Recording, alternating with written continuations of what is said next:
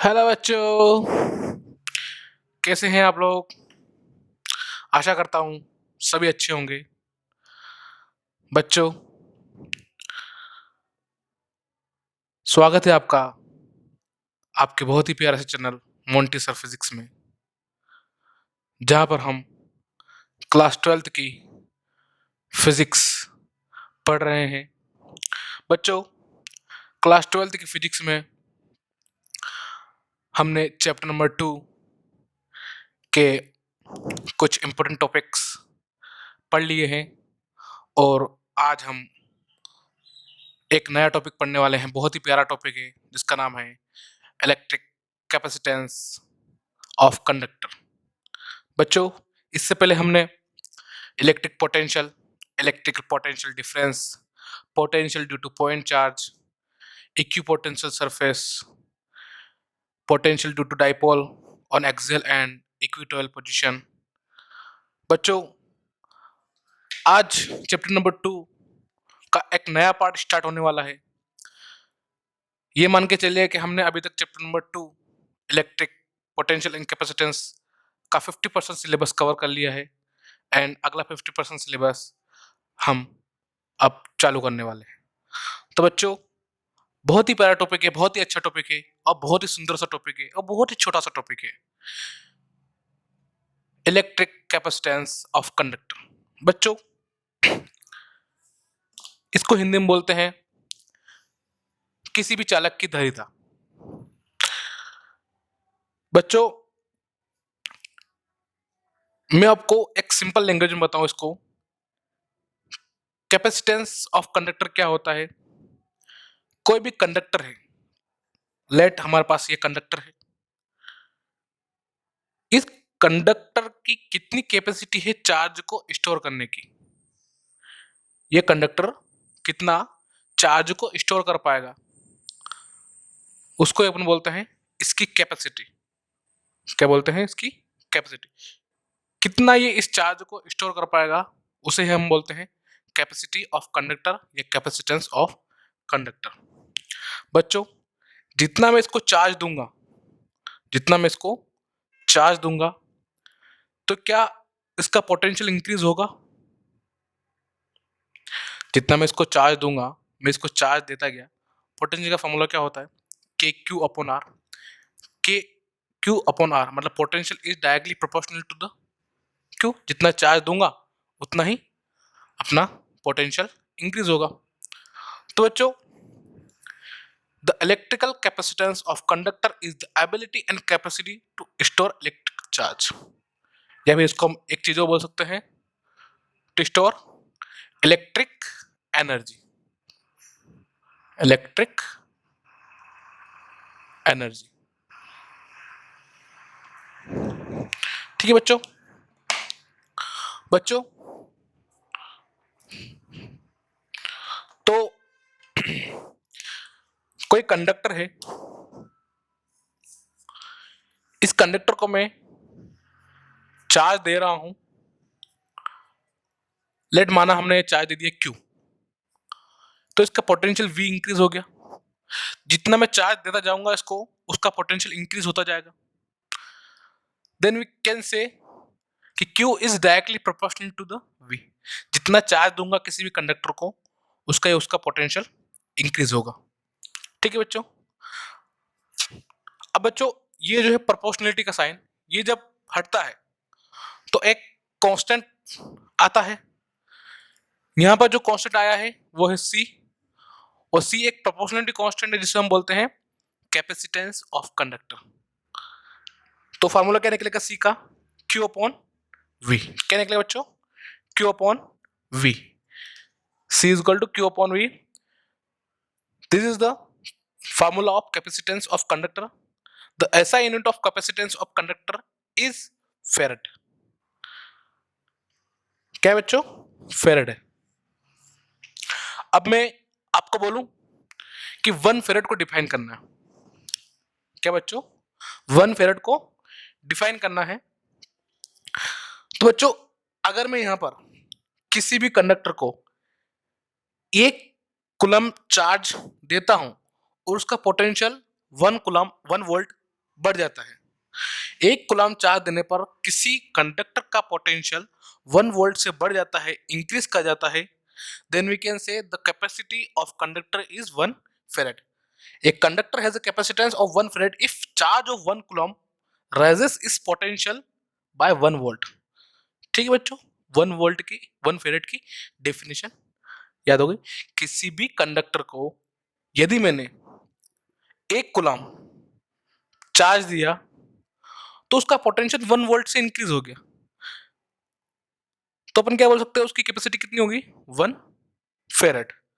ठीक है बच्चों, यहां पर क्या है, ये जो फेरेड है, ये फेरेड एक बहुत ही बड़ी यूनिट है। इसकी जगह हम डेली लाइफ में छोटी छोटी यूनिट्स का यूज करते हैं, जैसे कि microfarad 10 to the power -6, nanofarad 10 to the power -9 farad और picofarad 10 to the power -12 farad. बच्चों अब इसका डायमेंशन फार्मूला क्या होगा, डायमेंशन फार्मूला निकालते हैं अपन। डायमेंशन फार्मूला के लिए क्या करते हैं, फार्मूला लिखो C equal to Q upon में, क्यू क्या है चार्ज, और चार्ज क्या होता है, करंट क्या होता है I equal to Q upon T, current क्या होता है I equal to Q upon T. तो यहां से चार्ज क्या आएगी I इंटू टी, वो I का डायमेंशन क्या होता है A, और टाइम का T, वोल्ट पोटेंशियल का formula work done upon per unit charge, तो work done ml square T minus 2, चार्ज का वही AT जो डिवाइड में से ऊपर आया तो इनवर्स में हो गया, पूरा मिला के m की पावर -1, l की पावर -2, t की पावर 4 और a की पावर 2। ठीक है बच्चों, डायमेंशन फॉर्मूला हो गया। इसके बाद फोर्थ इंपोर्टेंट पॉइंट कौन सा है बच्चों, एक इंटरेस्टिंग बात है बच्चों कि आपको यहां दिख रहा होगा कि C जो है Q और V पे डिपेंड कर रहा है, मतलब कि C is directly proportional to Q और C is inversely proportional to the V। आपको ये लग रहा होगा, तो बच्चों ऐसा नहीं, ये C capacitance of conductor charge और पोटेंशियल पर डिपेंड ही नहीं करता। Capacitance of conductor do not depends upon Q and V, मतलब कि किसी भी कंडक्टर का कैपेसिटेंस कि वो चार्ज कितना स्टोर करेगा, ये चार्ज दे रहे हैं या पोटेंशियल कितना इंक्रीज हो रहा है इस पर डिपेंड नहीं करता है। जैसे कि 10 क्लास में हम पढ़ते हैं V proportional to the I, मतलब किसी भी कंडक्टर के दोनों टर्मिनल के बीच में जितना पोटेंशियल है वो डायरेक्टली प्रोपोर्शनल होगा उस कंडक्टर के अंदर फ्लो होने वाले करंट के। तो यहां से एक प्रॉपर्टी निकल के आती है resistance of wire V upon I। तो हमने पढ़ा था 10th क्लास में कि ये जो R है, ये R मटेरियल की प्रॉपर्टी होती है, मतलब ये R पोटेंशियल और करंट पे डिपेंड नहीं करता, ये R डिपेंड करता है लेंथ कितनी होगी कंडक्टर की, एरिया कितना होगा और मटेरियल कौन सा होगा, उसके हिसाब से पता चलेगा कि किसी मटेरियल का रेजिस्टेंस कितना होगा। जैसे कि कॉपर का रेजिस्टेंस अलग होगा, मान लो कि अपने पास 2 छड़ हैं, एक अपने पास छड़ है आयरन की और कॉपर की, तो दोनों सेम है, साइज में सेम है, लंबाई में सेम है, मोटाई में सेम है, लेकिन मटेरियल अलग अलग है। तो इन दोनों का साइज सेम होने की वजह से, मोटाई सेम होने की वजह से रेजिस्टेंस सेम नहीं होगा। इनमें एक प्रॉपर्टी है कि मटेरियल अलग अलग है, इसलिए वजह से इनका जो रेजिस्टेंस है वो अलग अलग होगा। इसी टाइप से जो अपना कैपेसिटेंस है किसी भी कंडक्टर का, वो भी एक प्रॉपर्टी ऑफ मटेरियल है। जो किस मीडियम में वो कंडक्टर रखा है, वो एयर में रखा है, लिक्विड में रखा है, वाटर या किसी और सराउंडिंग मीडियम में रखा है, वो कंडक्टर कहां पर रखा है उसकी कैपेसिटी उस पर डिपेंड करेगी। सेकेंड, उसका शेप क्या है, कितना बड़ा है कितना छोटा है, सिलेंड्रिकल है स्फेरिकल है या शीट टाइप का है, इसके बेस पर डिपेंड करेगा कि उसका कैपेसिटेंस कितना होगा। तो just like resistance because capacitor is a property of material. Okay बच्चों, समझ में आ गया कि कैपेसिटेंस ऑफ कंडक्टर सी जो है क्यू एंड वी पे डिपेंड नहीं करता है, वो किस किस पे डिपेंड करता है, medium surrounding the conductor, shape and size of conductor. ठीक है बच्चों, अब हम एक स्फेरिकल कंडक्टर के लिए, ये आपके एग्जाम में बहुत बार आता है, किसी भी स्फेरिकल कंडक्टर के लिए कैपेसिटेंस निकालना है कि किसी भी स्फेरिकल कंडक्टर का कैपेसिटेंस कितना होता है, ये किन किन चीजों पर वो डिपेंड करता है। तो हमने माना कि एक स्फेरिकल कंडक्टर है। ठीक है बच्चों, हमने क्या माना, एक स्फेरिकल कंडक्टर है जिसकी रेडियस है r, उसको हमने q चार्ज दिया, देन उसका पोटेंशियल कितना इंक्रीज हो गया v। ठीक है बच्चों, उसका पोटेंशियल कितना इंक्रीज हो गया v। तो हम v को क्या लिख सकते हैं कि q बाय r, ये हमने पढ़ा है किसी भी स्फीयर के कारण या किसी भी स्फीयर के सरफेस पर पोटेंशियल कितना होता है k q by r, total charge का मल्टीप्लाई कर दो k में, divide r k q upon r। तो potential of conductor v k q by r। Capacitance क्या लिखेंगे इस कंडक्टर का, c is equal to q by v। अपने पास v की वैल्यू है, इस v की वैल्यू को पुट कर दो k q by r, q से q कैंसिल आउट, बचा क्या k बाय r, रिवर्स होगा तो r बाय k हो जाएगा। और k की वैल्यू क्या होती है, यदि कंडक्टर एयर में रखा है तो k की वैल्यू होगी 1/4 पाई एप्सिलॉन नॉट, तो क्या हो जाएगा 4 पाई एप्सिलॉन नॉट r। मतलब किसी भी स्फेरिकल कंडक्टर का जो कैपेसिटेंस है उसका फार्मूला आया 4 पाई एप्सिलॉन नॉट r। तो यहां से अपन देख सकते हैं कि ये तो कांस्टेंट है, ये तो कांस्टेंट है, बचा क्या एप्सिलॉन नॉट और r। एप्सिलॉन नॉट क्या है, किसी मीडियम की परमिटिविटी या एयर की परमिटिविटी, यहाँ पर एयर है, यहाँ पर कोई अगर मीडियम में रखा हो तो मीडियम की परमिटिविटी डायरेक्टली प्रोपोर्शनल आती। मतलब कि अपन बोल सकते हैं पहला कि C is directly proportional to the epsilon naught, मतलब कि किसी मीडियम पर डिपेंड करता है कौन सा मीडियम में रखा है वो। सेकेंड, जो C है वो directly proportional to the radius of conductor, that means मतलब कि उसकी साइज क्या होगी, उसकी शेप क्या होगी, उस पर डिपेंड करेगा। तो साइज एंड शेप पे डिपेंड करेगा। ओके बच्चों, समझ में आ गया ये चीज कि 4 पाई एप्सिलॉन नॉट कहां से आया। कोई भी स्फेरिकल कंडक्टर लिया अपनों ने और उसको देखा कि कितना उसका कैपेसिटेंस होता है और किन किन चीजों पर डिपेंड करता है वो भी देख लिया। अब बच्चों ये सब चीजें हमें देख ली। अब एक इसमें बहुत अच्छी चीज आती है कि जो स्फेरिकल कंडक्टर अपन पढ़ रहे हैं, क्या इसकी कैपेसिटी वाकई में इतनी होती है कि हम यूज कर सके, कि बस हम उसको पढ़ते जाना है। क्या वाकई में इसकी कैपेसिटी अच्छी है, क्या ये अपने हमारे डेली लाइफ में जो यूज होते हैं उनमें यूज होता है। जैसे कि डेली लाइफ में हमारे घरों में फैन लगे रहते हैं, फैन में आपने देखा होगा चार्ज को स्टोर करने वाली एक डिवाइस लगी रहती है, व्हाइट कलर की जो डिवाइस रहती है ना, जिसको अपन बोलते हैं कैपेसिटर, कंडेंसर। बच्चों हमारे छोटे छोटे सर्किट में भी ये डिवाइसेस लगी रहती है, चार्जर में भी ये डिवाइस लगी रहती है कंडेंसर।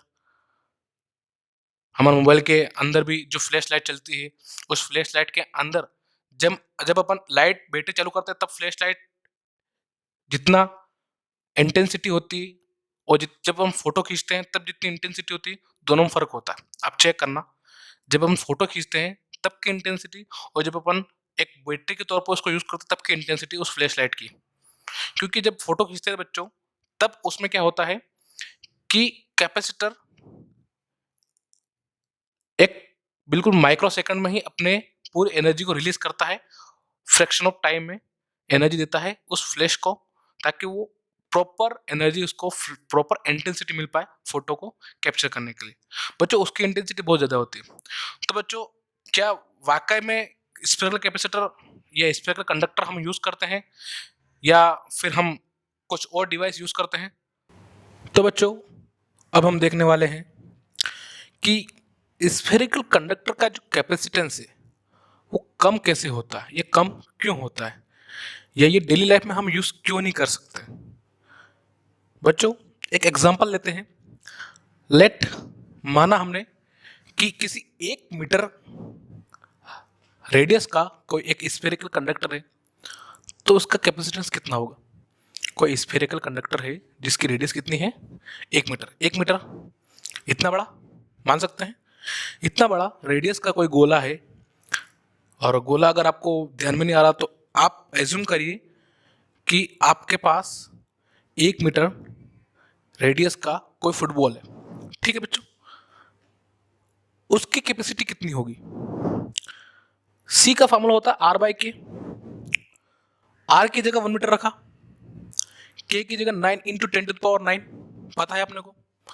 बच्चों जब इसको कैलकुलेट करूंगा मैं तो 10/9 मतलब कि ये कैलकुलेशन करने के लिए, इजी करने के लिए हमने 10 का मल्टीप्लाई और 10 का डिवाइड कर दिया। उसके बाद जो कैलकुलेशन आई वो है 1.1 × 10⁻⁻10 फेरेट। इसको मैं अगर माइक्रोफेरेट में लिखना चाहूं तो 1.1 × 10⁻⁴ माइक्रोफेरेट। ओके बच्चों, मतलब कि अगर मैं इसको ऐसे लिखूं 0.00011 माइक्रोफेरेट तो क्या गलत है क्या? नहीं। कितनी गंदी चीज आई है ये, बताओ कितना कैपेसिटेंस है इसका। 1 मीटर बड़े फुटबॉल का, 1 मीटर बड़े गोले का कितना कैपेसिटेंस? 0.0001। ये क्या है? ये तो नहीं जमेगा। चलो ठीक है, इससे बड़ा गोला लेते हैं, हमारी धरती माता जिसकी रेडियस है 6400 किलोमीटर। बताते हैं इसकी कैपेसिटी कितनी होगी, देखते हैं कितनी कैपेसिटी होगी इसकी। The formula of capacitance is R/K for the capacitance of spherical conductor. हमारी धरती माता भी गोल है, एक गोला है सबसे बड़ा गोला जिस पर हम रहते हैं। इससे बड़े बड़े भी गोले हैं जिसको अपन चांद, सूरज, चांद तो छोटा है, सूरज तो बड़ा है, सूरज की रेडियस भी पता है, लेकिन हम अभी पृथ्वी से ही काम चलाते हैं, अपनी धरती माता से ही काम चलाते हैं। तो उसका कैपेसिटेंस कितना है, वो कितने चार्ज को स्टोर कर पाएगी? 6.4 × 10⁻⁶ मीटर अपॉन के की जगह 9 × 10⁻9। कैलकुलेशन किया, कैलकुलेट करने के बाद अपने पास वैल्यू आई 711 माइक्रोफेरेट। क्या आई? 711 माइक्रोफेरेट। मतलब कि हमारी धरती माता, हमारे अर्थ, हमारे प्यारे पृथ्वी की जो कैपेसिटी है वो कितनी है? 711 माइक्रोफेरेट ओनली। इतना बड़ा गोला, वो गोले की कैपेसिटी कितनी है? 711 माइक्रोफेरेट। क्या ये अच्छा है? बिल्कुल अच्छा नहीं है। अरे पागलो, घर में फैन देखा है ना, उसमें एक छोटा सा कंडेंसर लगा रहता है, देखा है ना। उसकी कैपेसिटी देखो जाके फटाफट, देखो। नहीं देखोगे तुमको पता है, मेरे को बताना पड़ेगा तुमको। ये देखो, ये है कैपेसिटर जो अपने घर में फैन में लगा रहता है। ठीक है बच्चों, इसका काम क्या है ये मैं आपको बताऊंगा मैं, लेकिन पहले ये देख लीजिए, ये कैपेसिटर है, इसकी कैपेसिटी देख लीजिए आप, इसकी कैपेसिटी देखिए आप, अगर आपको दिख रही हो तो 4 माइक्रोफेरेट। कितनी है? 4 माइक्रोफेरेट। साइज क्या है? इतनी सी 4 से 5 सेंटीमीटर लंबाई, शेप बेलनाकार, सिलेंड्रिकल, 4 माइक्रोफेरेट। ये तो कैपेसिटर है बच्चा, कंडक्टर नहीं है। ठीक, कैपेसिटर अपना अगला टॉपिक है। हमने कैपेसिटर क्यों पढ़ते हैं, क्यों हमें कैपेसिटर की जरूरत पड़ी, इसीलिए हम ये सब चीजें निकाल के देख रहे हैं कि 4 माइक्रोफेरेट का अगर कंडक्टर लेते हैं, 4 माइक्रोफेरेट कैपेसिटी का कंडक्टर लेते हैं तो उसकी रेडियस क्या होगी? तो what is the radius of conductor whose capacitance is 4 microfarad? निकाल के देख लेते हैं कितनी रेडियस होगी।